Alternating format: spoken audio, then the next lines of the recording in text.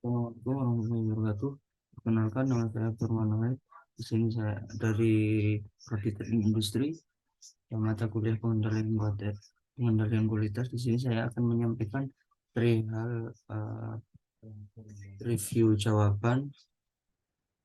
Langsung saja, nomor satu, pada awal tahun 90-an, metode Six Sigma mulai diperkenalkan aplikasinya pada perusahaan manufaktur oleh Motorola dan secara bertahap diaplikasikan juga pada sektor bisnis lain seperti pengembangan hotel, rumah sakit, migas, dan sektor mayor 2003. Eh, Sesuai saja, jelaskan apa yang dimaksud dengan fokus dan target Motorola dalam implementasi Six Sigma dan bagaimana hasilnya. Nomor satu, yakni target Motorola Six Sigma dengan fokus pada peningkatan kualitas produk dan proses operasional. Tujuannya adalah mengurangi variabel dan cacat dalam memproduksi. Hasilnya Motorola mengurangi variabilitas dan cacat dalam produksi. Kemudian hasilnya Motorola berkait dengan menciptakan standar kualitas yang tinggi dan menimbulkan ketidaksesuaian, membantu perusahaan meningkatkan efisiensi, mengurangi biaya, dan memperbaiki kepuasan pelanggan. Kemudian yang nomor dua, dalam implementasi Sigma terdapat pedoman yang disebutkan acuan 5 fase dalam upaya menyelesaikan produk mencapai level Sigma yang diselenggarakan. Sebutkan dan jelaskan 5 fase yang dimaksud.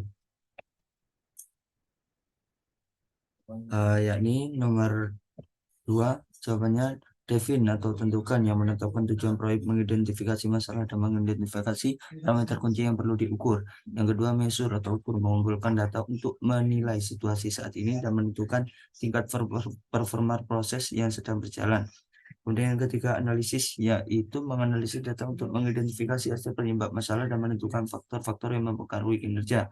Kemudian yang keempat, improve, yakni memperbaiki pengembangan dan penerapan solusi untuk mengatasi masalah yang diidentifikasi serta melakukan perbaikan pada proses. Kemudian yang kelima, kontrol, yakni menetapkan metode kontrol untuk memastikan bahwa perubahan yang ditetapkan tetap berjalan baik dan mencapai hasil yang diinginkan. Kemudian nomor 3, sebutkan dan menjelaskan minimal 5 standar kualitas yang menjadi rujukan perusahaan sektor makanan minuman dalam menjamin kualitas produk dan manajemen perusahaan. Yakni satu, ISO sistem manajemen pangan, memberikan panduan untuk sistem manajemen keamanan pangan. Yang kedua, analisis critical control point, sistem yang manajemen risiko yang fokus pada identifikasi, evaluasi, dan pengendalian biaya yang dapat mempengaruhi keamanan pangan. Yang kemudian selanjutnya, manufacturing protects, menentukan pedoman untuk produksi yang baik dalam industri makanan dan minuman. Yang keempat, yakni safe quality food, yakni standar ini mencakup persyaratan keamanan pangan dan manajemen mutu produk.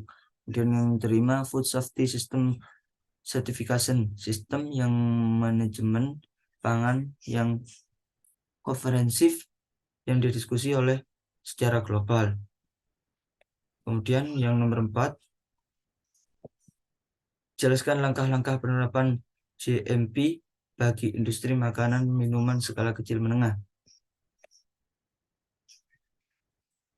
Yakni langsung saja ke penyebutannya. 1, pelatihan karyawan, pemeliharaan fasilitas, kebersihan dan sanitasi, kemudian pemantauan suhu dan kelembapan, manajemen bahan baku, pencegahan kontaminasi silang, pemantauan dan pengendalian proses, kemudian penentuan kualitas produk. Sekian dari presentasi saya, mungkin ada kurang lebihnya, mohon maaf yang sebesar-besarnya. Assalamualaikum warahmatullahi wabarakatuh.